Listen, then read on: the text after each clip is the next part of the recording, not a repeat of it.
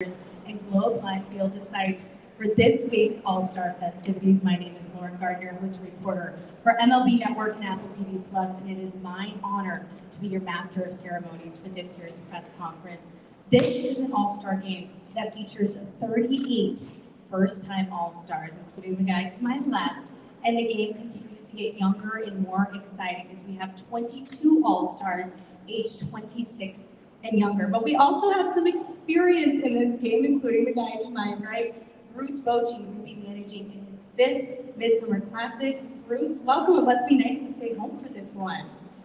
Thanks, Lauren. Oh, it is. It's nice. Although I'm staying in the hotel, I'm not staying at home. It's always an honor, to be part of this. It never gets old, trust me. So I'm grateful, thankful, and I look forward to meeting a lot of guys here and trying to beat Tori here. Oh yeah, definitely going to be some friendly competition in tomorrow's game. Can you please announce your starting lineup and of course your starting pitcher? Yeah, starting pitcher is Corbin Burns. He's not here right now. He just had twins a couple weeks ago. He'll start the game. My lineup is Stephen Kwan. He'll be in left field. Gunnar Henderson hitting second and shortstop. Juan Soto be in right field, hitting third. Aaron Judge be in center field, hitting cleanup. Rodon Alvarez will be DH hitting fifth. Jose Ramirez playing third base, hitting sixth. Vladimir Guerrero Jr. will be hitting seventh, playing first base. Adley Rushman catching, hitting eighth, and Marcus Simeon will be hitting ninth, playing second base. The toughest thing about this lineup is picking up the last two or three. Yeah, that must have been a difficult decision. I'm sure you'll be getting some questions in the clubhouse tomorrow, but we can unpack that a little later. You just discussed the fact that Corbin Burns is home with his twins who are just 2 weeks old. What was behind the decision to give him the starting nod? Yeah, a few things really. First of all, I think you have to look at the resume, what he's done in baseball. He's had an incredible career. This is his 4th consecutive All-Star game. What he's done this year, Baltimore, they're leading their division. He's a big reason for that. So, in my mind, it's just his time. It's his time to start an All-Star game. That's why I chose him. I think that's reason enough. And to my left, the reigning NL champion manager of the Arizona Diamondbacks, Tori Lovello. Please announce your starting lineup and, of course, why you made the decision to go with the guy to your left. Yeah, for sure. Leading off for us is going to be Ketel Marte, maybe a little insider training favoritism, right? He's our starting second baseman in Arizona. Kind of a no-brainer for me. Hitting second will be Shohei Ohtani as our designated hitter. Trey Turner will be hitting third as our shortstop, and he'll be followed by teammate Bryce Harper in the cleanup position, playing first base. Catching will be William Contreras hitting fifth. Kristen Yelich will be hitting sixth and playing right field. Alec Baum will be hitting seventh and playing third base. Teoscar Hernandez will be hitting eighth in center field, and Jerson Profar will be hitting ninth and playing left field. And getting the starting nod, Paul Skeens. His rookie year, hard to believe it was just over a year ago that you were the #1 overall pick in the MLB draft. Now you're starting the Midsummer Classic. Skip, what was behind the decision to name him as a starter? Well, for me, it was consistently a no-brainer, and I was just trying to make sure that I hit the sweet spot and hit it right. I wanted to be situationally aware of some of the other great arms that were possibilities. But Paul's everything right about this game. You mentioned youthfulness, and he just got drafted. Youthfulness in the All-Star game. It just, his ability to balance what he's had to go through over the past year has been amazing. He does it with humility, and he does it very, very well. So, to me, it became more and more clear as the day neared, and I couldn't be more honored to be sitting next to him right now. Paul, first of all, congratulations and welcome. I know there was a lot of noise around whether or not you would be the starting pitcher for this game. Now that it's finally settled in, how are you feeling? Pretty dang cool to even be in this position to be at the All-Star game in the first place, and just super grateful to be given the opportunity to start it. So thank you, Skip, and yeah, super excited. Yes, Gaines just the 5th rookie starter to start in the Midsummer Classic. We would now like to open up questions to the media. Yes, sir, do we have a microphone being passed around?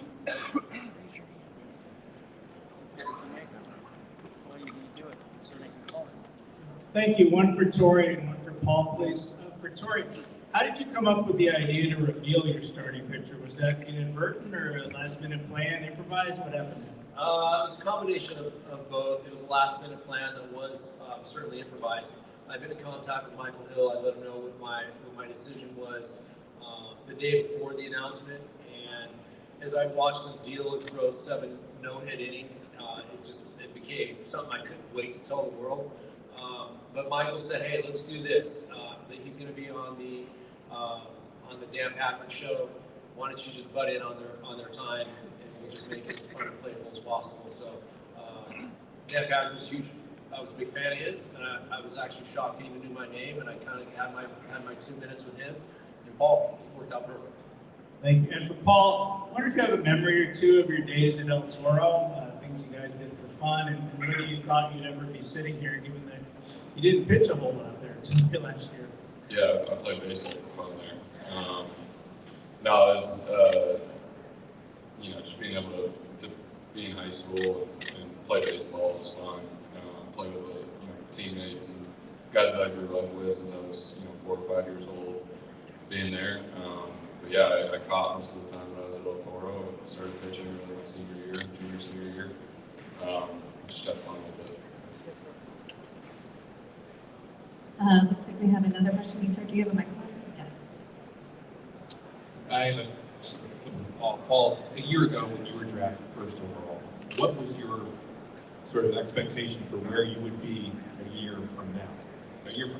Yeah, it was pretty broad in general, I think. Just, the goal was to be in the major leagues and to be, hopefully an effective big league starter by this time, which is, whether that was going to happen or not. At the time, I had to make some adjustments and get better. That was a big focus of the offseason. And, obviously, being here now, I think that's just a product of doing it one day at a time, having good coaches and good people around me. But yeah, I didn't necessarily think I'd be here. I'm sure you'll also be throwing that slinker tomorrow. Tell us a little bit about how you learned that pitch and what makes it such a good weapon for you. Yeah, I had a sinker grip that I was throwing last year at LSU, and kind of started fooling around with it between when the college season wrapped up and when I was going to report to the complex after the draft, and just figured out a different cue for it. Started throwing it and got command of it. And, the last part of that was just throwing it to hitter and seeing how they react to it. Yeah, it seems like the arsenal continues to evolve. Yes, sir? Or, yeah, sorry. Hi, Paul. Your strength is throwing fastball. So, how many miles per hour do you want to throw this first game? At least 100. Thank you. That was a great question. You gotta hit triple digits, right? Yes, what? Hey, so Caroline with House of Highlights, you're bringing a lot of new, young fans to the game that maybe didn't have the interest before, and it's awesome to see. You're getting a lot of comparisons to being the Wemby of the NBA. How does that make you feel? Thoughts, comments, do you agree, disagree? I don't know that I agree or disagree with that. I don't watch the NBA at all. I know who he is, but I don't know what They call him they think he's going to be a generational talent. Okay. Yeah, no, it's it's an honor, but I'm 11 starts in, and here we are now, but hopefully there's a lot more time that I can play this game. Thank you. A lot of humility and team first mentality. Yes, sir.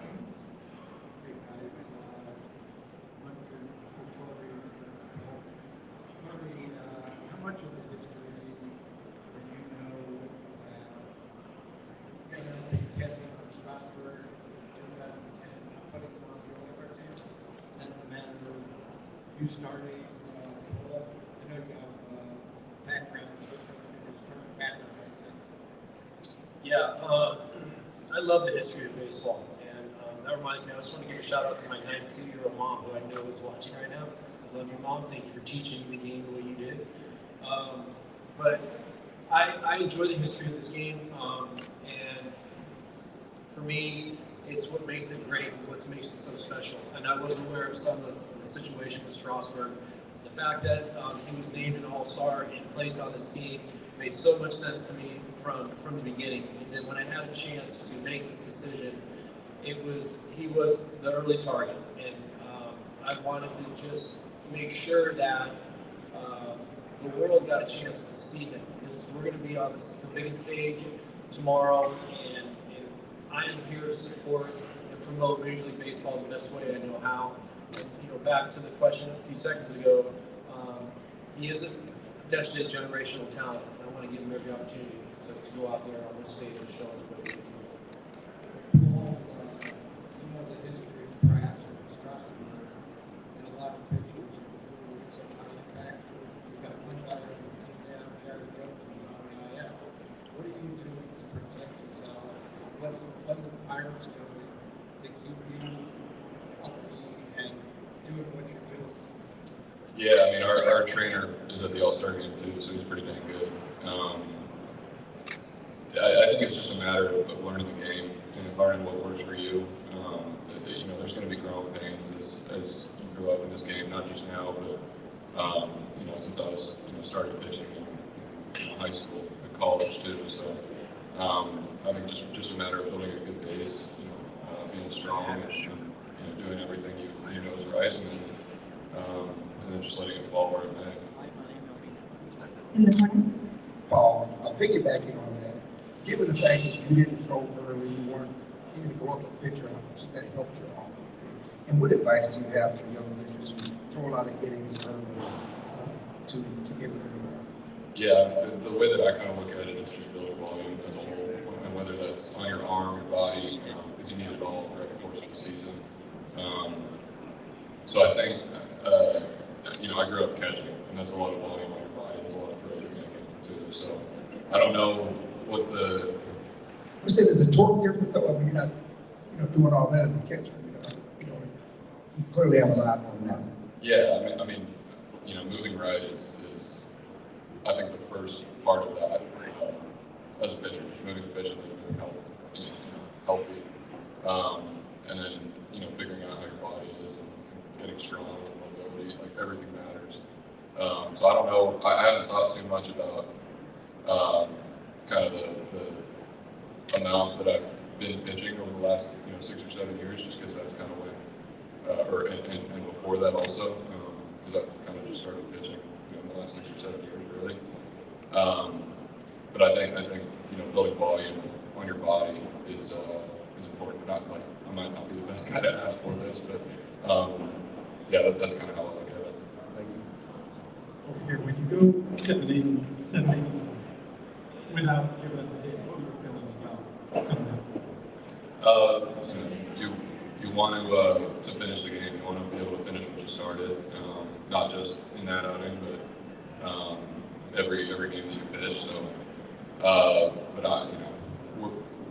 obviously I'm a 22-year-old where I am, and the whole story I think has been about workload management and managing my volume this year. So, and then frankly, Shelty said that I looked tired when he was talking to me in the dugout, and as he was watching me, and that's kind of how I felt a little bit too. I was laboring. It was 60 plus pitches in the first 3 innings. It's there are going to be those outings. It kind of sucks that it landed on an outing like that, but I'm all for it if it means that I get to pitch all year. Yes, right. Hey, Paul, two questions. First, what was the one moment in your mind that made you switch from catching to pitching? They stopped putting me in BP groups. I don't know, because I went to LSU and I stopped catching, but I was hitting still, and I wanted to keep hitting as long as I could, but the upside on the mound I think was a lot better than the upside hitting, so kind of gave it up, and I wasn't too broken up about it because we had the opportunity to win the national championship, and we ended up doing it, so I think it was worth it. And getting back to the splinter, do you remember, did you just play with the grips on your own? Did one of the coaches help you? How did that process? It was the grip that I was, how I was holding the ball did not change, but the way I was releasing it and what I was feeling as I released it changed a little bit, and I just kind of discovered it on one random throw, and then I just kept doing it, just kind of playing around. So you were just playing around on your own, what, in school? Or? Just playing catch. Easy enough, I guess, sir. Alex Carlos Vargas from the Estado Deporte. Who's going to replace Carlos Correa and Luis Arraez? Let me get the Korean question. Yeah, Corey Seager. Corey Seager. Okay. Corey right now. And Luis Arraez? Yeah, at this point, I think we're neutral. We're not exactly sure. Last time when I talked to Michael Hill, we weren't sure if he was or he was not going to be playing, so we haven't made that decision yet. Fluid situation. Sir in front. Hi, Dave Stevens with Your Home TV and the Geary Stein Stevens Show. And Bruce, we haven't left you out of this conference much, but I wanted to ask both you and Tori, do you get to manage very much in this, or are you like a little league manager and you got to make sure each kid gets to play? I mean, what are your thoughts going into this and dealing with egos and everybody that wants to get on in the game? Yeah, I'll be honest, it's a little bit of both because you're trying to, get everybody involved. You want them to get some time in the game, but at the same time, you still want to go out there and try to win the ball game. No, it's not dealing with egos. These guys, they'll do whatever you want for this part. I'm lucky to be, this is my 5th time. I've never had anybody tell me I only want to do this or do that. Just tell me what you need. And so, it's a fun game to manage, but it is managed in a different way. There's no getting around it. You got to, be concerned about the pitchers, their pitch count. One important role that we have is to send a guy back healthy to his club, so we have to think about that too. Yeah, I echo all those answers. First of all, I'm actually honored to be up here. Coach is the managerial goal for sure. So the fact that I get a chance to manage against him again in this stage is an honor for me. And I'm honored to be your manager for the National League All-Star team. And my biggest responsibility is to make sure that everybody plays. They're here to play, they've earned that honor, and it probably gives me the most stress as to how to get everybody in there. I know there potentially could be a 9th inning pitcher that doesn't get that inning. I'm dreading having to figure that out, who that is. So there's a few things that give me stress, but I want to give everybody a chance to play, and I'm going to do my best to do that. Quick follow-up for Paul. Do you miss that there's a DH now? Would you want to get your race in? Yeah, that'd be cool. We've gotten a couple bats the last few days. I mentioned you use a couple batting gloves too, but there's no helmet in my locker, so it's not happening. Ben Sherrington and Shelby, that ain't gonna happen, I promise. Yeah, they're at home, they're like, what? Yes. Well, how would you say that you use your spinner for forcing fastball? Do you see it as another fastball option, or do you use it for velocity separation the way you would maybe use a changeup but sort of just at a higher velocity? Yeah, I call it a sinker. Everybody else, I think, call it a splinker, but that's kind of how I view it. Is just having a different fastball, different shape, and kind of forces hitters to choose between one or the other. So yeah, it's fluid. I'll use it differently every single outing. We'll go quick for Bruce and one for Paul. Hey, Bruce, growing up on Army bases, your whole life, and your dad in the Army, what does it mean to you to have Paul pitch in this game, having served 2 years at Air Force Academy? Yeah, I mean, it's pretty cool, when have a guy that went to the Air Force Academy, and I've been there. I mean, what a beautiful place. I'm sure he learns a lot from there. I mean, he can answer it a lot better than me. I'm sure on the discipline part and all that. But, being an Army brat, I have so much respect for anybody that's done anything with the service, their sacrifices that they had to make for this country. So it's pretty cool that he did spend some time there. And Paul, for you, can you tell how excited the cadets are at Air Force Academy, and are you going to try to help recruit other kids to the academies? Yeah, I think it's important to bring as many eyes as possible to the academies. I think you know, looking at my team, I was in my recruiting class at the Air Force Academy. I think I might have been the only one who sought out the Air Force Academy. Everybody else got recruited and kind of had to be convinced or you know, explain to them what the Air Force Academy is and what it's all about. So, which tells me that people don't know about it as much as they should. So, I have a couple of folks that are in my class from the Air Force Academy who just graduated that live around here that are coming to the game tomorrow, which would be cool. My coach is coming to the game tomorrow, and yeah, so it's exciting to be kind of labeled as an Air Force guy because that is such a big part of my background. I think obviously there's Griffin Jackson, the twins who actually graduated from the academy, but and then there are guys from the other service academies also that are in the big leagues right now. So I think it's important to bring as many eyes as possible to that, just so that as many people know about it and know about their opportunities as possible. Hey, Bruce, what might be your plans for your relief corps, including Mason Miller, and what are your thoughts about him, and could he end up being your closer? Do you have another idea? Yeah, Mike Maddox will be here later today, and we'll talk about the pitching plan. You have to have a map now. You have to have guys getting up to maybe help guys who might be going through a stressful inning there. So as far as closing the game, of course, Class A. But Class A is here, so he'll be my year. Trust me on that one. Really, it's 9 innings that we have to be prepared to go through. So it's not like I can use a lot of guys. I need to save somebody in that 8th inning. So you can figure on him and Class A, depending on the school. Yeah, Paul, first of all, do you like pitching in indoor stadiums? And also, if you look at the American lineup, who are you looking forward to facing? I think I've only pitched in one indoor stadium, and I enjoyed it. That was my last time. I don't know a whole lot about it. I don't know what the differences are, maybe it's a little more humid or something like that. But we'll feel it out today and tomorrow. Just kind of see where we're at. I don't mind being out of the 100-degree heat right now.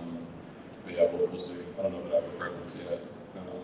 Looking at the lineup, yeah, there are no breaks there. There's no free outs. I mean, it is the All-Star game, but yeah, looking forward to attacking them each head on. It's going to be cool. It should be very entertaining. Coach, I know there have been a couple of times this year when we walked into your office after games and before games, and Paul has been on TV pitching, and you've stood up to watch those. I'm curious, like, what you think of what you've seen of Paul in the game so far, and then I have one follow-up. What I think, he's a beast. I mean, that's incredible stuff that he has, and I look forward to seeing him tomorrow.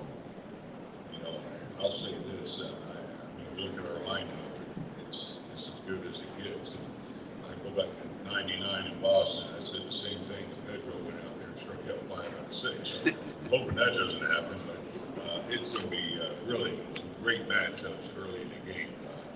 With who he'll be facing. So I'm looking forward to it with the incredible stuff that he has. And then one other thing is, how do you have a conversation with a guy who's hit leadoff for you the last 250 games and say you're going to hit 9? Yeah, I really avoided him right now. Seriously, I sat on the plane with him a little bit, told him that he'll hit 9. He'll probably get 1 at bat tomorrow. Try to split that up at second base. So that's kind of the thing in there. But I think, and of course, Marcus will do whatever. But he said, well, if you look at numbers, that's where it should be hit. Very, very helpful by Marcus. Jeff? Tori, if Paul happens to have a quick first inning tomorrow, is there a chance that we can see him out there for the second inning? Most likely no. We have 11, 12 pitchers to get through, and going back to what I just said, I want to make sure that we're fair to everybody and give them a chance to go out there and compete. So Brent Strong is working on that right now downstairs, and that's probably the hardest part of being the manager, in my early opinion, is trying to get every pitcher in the game. So I would love to. I'd love to watch it for 2. Actually, I'd love to tire him out enough so he can't make one of his next starts because it'll be against the Diamondbacks. But I don't think that's going to happen. Paul, would you like to face Aaron Judge? Yeah, that'd be cool. Thanks, Jeff. I appreciate that. Well, I hope he does. At least one guy got on. Stir in the pot. Yes. Brendan Story, WFUV. Paul, I got a question for you. You have quite a unique warm-up routine between throwing the football around and using the water bags. How exactly did you develop that routine? Just over time, just figuring out what works for my body and what I need to do to get prepared. Everything has a purpose in what I do for warm-ups. That includes what I do under the stadium too before I head out. So, yeah, it's just kind of a routine that I've developed over the past couple of years.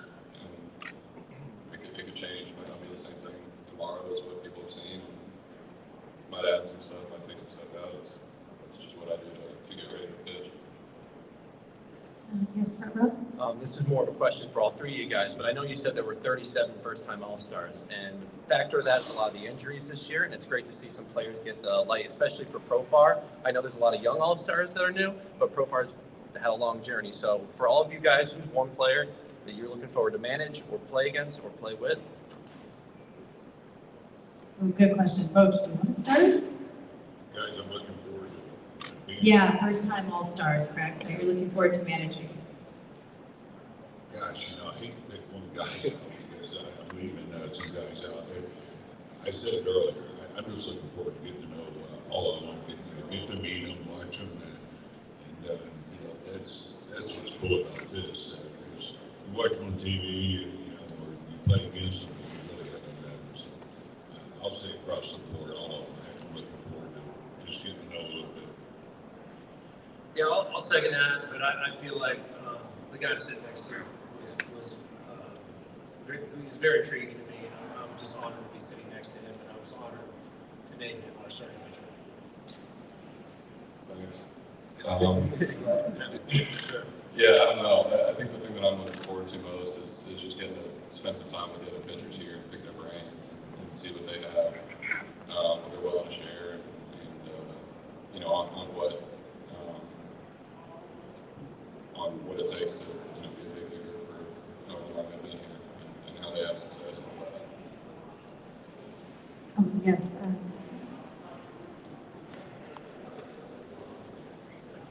Hey, Jordan. I'm curious, when did it occur to you that you wanted to be a big league manager? Kind of looking back on that, what does it mean to you to be here today? Yeah, this is an absolute honor to be sitting up here, as I mentioned earlier, with this group beside me, and I get a chance to sit amongst the biggest stars in the game. And to me, it's going to be, one of the absolute baseball highlights of my life. I knew I wanted to manage. Probably in the middle of my career, I was out there sitting on the bench, paying attention to what the manager was doing. And you hear the story a lot from guys that were in my situation, right? Grinding out career, backup role, paying attention to every little aspect of the game. I'd probably say I was in my late 20s when I began to see the game differently and think through it as a manager. And then I had a gentleman by the name of Mark Shapiro, president of baseball operations for the Toronto Blue Jays, come up to me and say, "You got a chance to be somebody special in this game. I hope you consider staying in it when you're done playing." At that point, that kind of solidified it for me, and that was probably somewhere in the late 90s that I made that decision. What a pivotal moment. Do we have any more questions from our media members? Yes. Or bring a microphone your way. Paul, growing up, when you watched baseball on TV, what age did you start to think of, when I get older, this is how I'm going to get these guys out? Probably last year. If anything, yeah, I never really thought about it that way because I was, growing up watching the game. But kind of I would say probably around last year was when my identity as a pitcher kind of really solidified and how I attack guys and that kind of thing. But when I was 10, 11 years old, I don't know that I ever really thought about the game that way. That's been a fairly recent thing for me. Thank you. Thank you. Barry, we have time for one more question. So Barry will be course. It's appropriate, Barry. It's appropriate. So for you and Coach, back in the old days, it was a lot more loosey-goosey about how you guys picked your starting pitchers and your staff. Now there's a complete process for it. How much these days did you get on picking players who are on your pitching staff, or did you get any at all? No, the staff is big. Yeah. He's up with the pitching staff. Yeah, I was all chosen. As you said earlier, yeah, we had some say, some picks, some of the extras, and some pitchers. But no, it's all done by MLB. So And the players vote. In 99, was it still in the process when you got the picks and pitchers? Yes. How many did you pick? Oh, geez. You think I remember that, Barry? I'm guessing, you know, if I had to guess 3 or 4, maybe. Okay. Yeah, he answered it. I had nothing to do with it. Major League Baseball and the fans. The fans picked the original starting lineup, and then Major League Baseball picked it out the rest of the way. So, but it was your choice to start ball, right? That's correct. Yes.